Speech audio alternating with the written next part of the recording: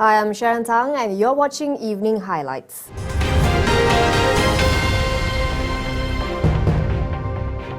Johor Corp's Al Salam REIT aims to finalise 3 property acquisitions within the next 2 years. We're talking about a mix of retail, offices and F&B outlets in Kuala Lumpur and Johor. As indicated in the prospectus, there are already listed properties that has been lined up for injection to Salam REIT within the next 1 or 2 years. And at the same time, we also currently evaluating a number of third-party properties. Based on the number of assets that we are currently evaluating, we believe we will be able to double the size within the next 2 years. Al Salam has said it aims to double its asset under management to 2 billion ringgit within this period. The REIT expects to raise 252 million ringgit via the IPO. The proceeds from the IPO will be utilized for partly to acquire the assets, the existing assets. In the future, the acquisition will be almost similar, partly via units and partly via cash. So whether we'll be raising cash through borrowing or placement of additional unit, that remains to be seen until we complete those evaluations. As mentioned earlier, we have already listed those assets within the group. So Jacob has set aside a number of assets that we believe will qualify for the injection. Al Salam is the second Islamic REIT to be managed by Damansara Assets after Al Akar Healthcare REIT, which is also a unit of Johor Corp. George Kent's second quarter 16 net earnings are up 39% to 8.5 million ringgit. That's thanks to higher contribution from its engineering and metering divisions. It's also posted a revenue jump of over 50% to 114 million ringgit as opposed to the corresponding quarter a year ago.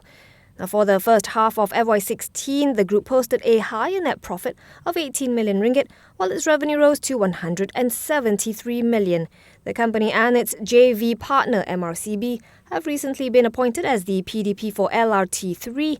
It's also received a letter of award from the Hong Kong Water Supplies Department for the supply and delivery of 600,000 units of water meters. George Kent Chairman Tan Sri Tan Kee Hock says the commendable results continue to show that the group is recognised for its capability and strong track record in the metering and engineering industries. The group is also rewarding its shareholders with a dividend of 2 cents a share, amounting to 6 million ringgit to be paid out in November this year. The ringgit may be getting smoked, but that's not going to be too big of a deal for Ireka Corp's earnings. Not much impact to its ongoing assets divestment plan of Asiana Properties either, which is on track to return capital investments to its investors over 3 years. On the whole, the weakening ringgit impact only in a certain way in our company because most of our operation here, Ireka operation here is in Malaysia.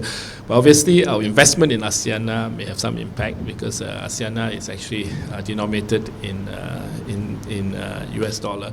On the construction side, we don't see a big impact yet because most construction materials, the local materials, are still actually low, like steel bar prices, concrete. They are still at the moment still no impact from the ringgit yet, so that's okay. Unless we buy imported plant and machineries, which at the moment we are not, in a way buying a lot of plant and machinery, so the impact is not great.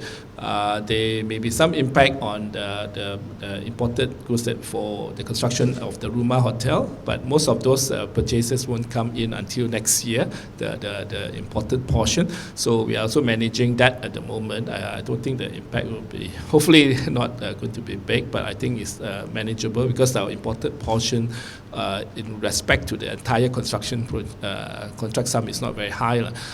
Asiana's divesting its waterside estate holdings in Vietnam, which will garner Ireka some $9.3 million. It's also on the lookout for buyers to purchase its remaining 25 hectare lands in Vietnam. Ireka holds a 23% stake in Asiana.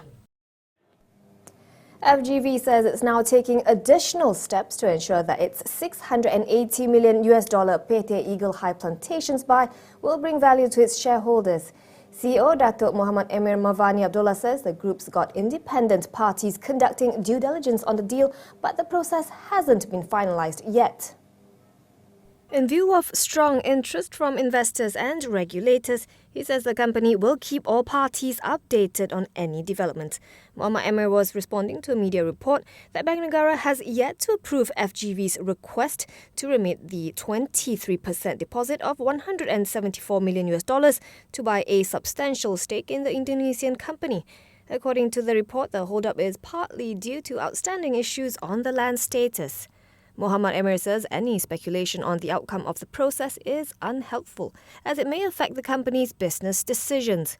In June, FGV announced the proposed acquisition of a 37% stake in PT Eagle High Plantations from Indonesia's Raja Wali Group, controlled by tycoon Tan Sri Peter Sondak. And that brings evening highlights to a close. I'm Sharon Tang. Thanks for watching.